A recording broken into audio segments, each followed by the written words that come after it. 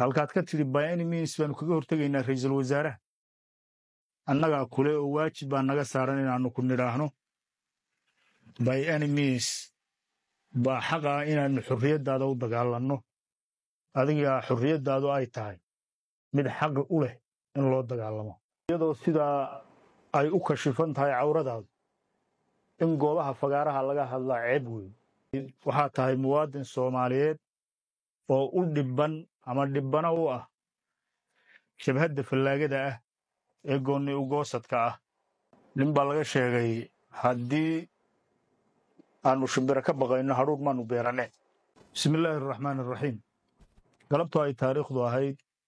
8 bisha afraad 2025 waxaa la ogeysiinayaa bulshooyinka reer SSC Khaatumo gaar ahaan bulshada caasimadda maamulka SSC Khaatumo ee Laascaanood soo dhoweynta ra'iisul wasaaraha Soomaaliya Xamse Cabdi Barre oo ku soo aadan maalmaha inagu soo aadan caasimadda SSC Khaatumo ee Laascaanood waxaana la farayaa bulshadu inay si heer sare ah ugu diyaar garowdo soo dhoweynta ra'iisul wasaaraha iyo wafdiga ballaadhan ee uu hogaaminayo ee ay ku imaan doonaan maamulka SSC Khaatumo sidoo kale waxaa la farayaa bulshada magaalada Laascaanood inay si dhow ula socdaan dhaqdhaqaaq kasta oo ah mid indhahooda ku cusub oo ay u arkaan inuu ku yahay khatar deganaanshaha iyo xasilloonida caasimadda SSC Khaatumo si dhowna laamaha amniga ay ula xidhiidhaan ulana socodsiiyaan xaalad kasta oo ay u arkaan xaalad amni qodobka haddii aan intaa kaga gudbo waxaa jirtay oo aan arkaya hadallo fara badan oo aan mudakar ahayn oo miidiyaha aad loogu isticmaalay oo uu ugu dambeeyey ninka ugu magacaaban wasiirka warfaafinta ee maamulka goonni ugoosadka ee argagixisada ah oo ka hadlayey imaatinka ra'iisul wasaaraha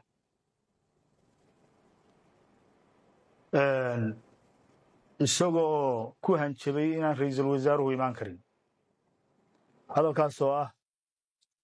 hadal aan mandaqa iyo waaqaca midna aan la haysan lagana yaaba in xog moogaan darteed wasiirku uu halkaa hadalkuula maray nin baa laga sheegay haddii aannu shimbiro ka baqayno hadhuudh maannu beeranne haddii ay amniga xuduudaha maamulka SSC Khaatumo boqolkiiba hal aannu ka qabno shaki cidna ma aanaan marti qaadneen kumana aanaan soo dhoweyneen halkan waxaannu ku filannahay difaaca maamulka SSC Khaatumo waxaannu ka adagnahay difaaca amniga iyo xuduudaha maamulka SSC Khaatumo kiisa gudaha iyo kiisa dabaddaba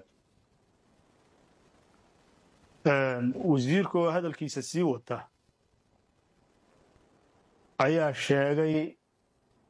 inay by any means kaga hortegayaan imaatinka ra'iisul wasaaraha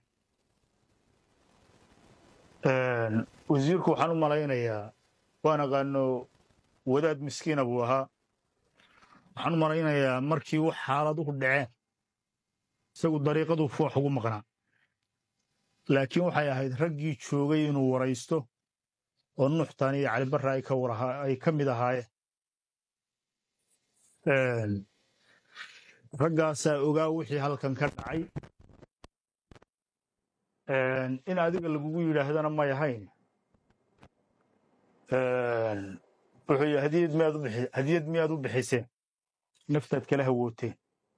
500 oo nin oo 19 janan ku jirto oo 22 korneyl ku jiraan oo 300 oo tignika lagala wareegay oo 500 oo nin maxbuus u tahay waxaan u malaynayaa waxaad kaga hanjabtaa inaanan meel la kaaga aadanayn hadalka un baa wasiir meesha kula maray waad mana ahayn hadal aad u qastidee hadal aad ku qasbanayd buu ahaa maxaa yeelay waxaa tahay muwaadin Soomaaliyeed oo u dhibban ama dhibbana u ah shabhadda fallaagada ah ee goonni u goosadka ah adiga iyo deegaankaaguba waxa aad ku nooshihiin taxta ixtilaal raciyat alisticmaar dadkii raaciyadda u ahaa mustacmarka ayaad ku hoos nooshihiin oo ku dhibbantihiin halkaad ka tidhi by any means baanu kaga hortegaynaa ra'iisul wasaaraha annagaa kule oo waajib baa naga saaran inaannu ku nidhaahno by any means baa xaq ah inaannu xurriyaddaada u dagaalanno adigaa xurriyaddaadu ay tahay mid xaqi u leh in loo dagaalamo oo dhibbana u ah dad fallaaga ah adiga intaa waxba kugu garfogaan maayo intaasaan kaaga tegey waxaan arkayay sidoo kale wasiiru daakhiliyihii hore ee maamulkaas oo isaguna ka hadlay imaatinka ra'iisul wasaaraha wuxuu ahaa la taliye uu ahaa dhigicabkii hadda xilka ka degay ee muuse biixi taladii aad kula talisay annaga guud caddaadiga iyagu hadalka waa rogroga haddii uu arki waayo xubin kaga aadan inuu jirana wuu ka xishoodaa hadal aadan xubin u lahayn 500 oo nin baa kaa xidhan waa la talin baad ahay taladaadii waxaa ku xidhmay 500 oo nin 19 janan ku jirto 22 korneyl ku jiraan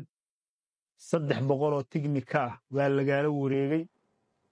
taladaadii taasay ahay hadalka waad hadashay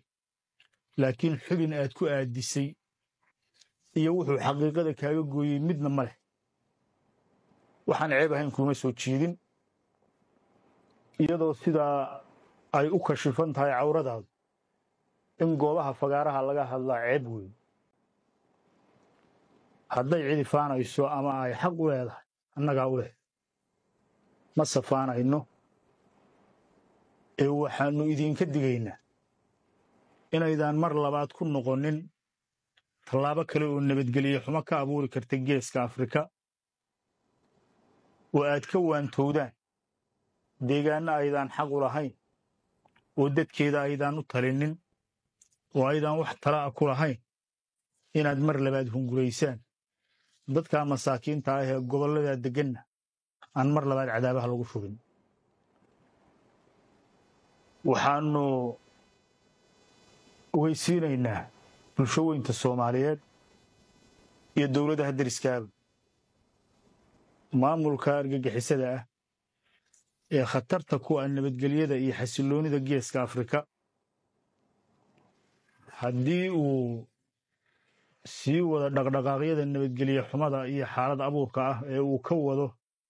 xuduudaha maamulka SSC khaatumo in wixii ka dhasha cawaaqibta ka dhalata mas-uuliyaddeeda ay iyagu qaadi doonaan si dhowna aannu isha ugu hayno kuma soconno deegaanno aanaan lahayn kuma soconno dhul aanaan xaq u lahayn kuma soconno meel aanaan dadkayaga iyo dalkayaga midnaan ahayn uguma soconno haddii deegaannada aannu leenahay lagu xadgudbo ama hal tallaabo oo xadguduba lagu soo qaado alaa laa yajhalanna axadun calayna fanajhala fowqa jahla aljaahiliina waxaannu qaadi doonnaa tallaabo aannu kaga jawaabayno xadgudub kasta taasoo noqon doonta midaan la mahadin mas-uuliyaddeedana ay iyagu qaadi doonaan aad iyo aad baad u mahadsantihiin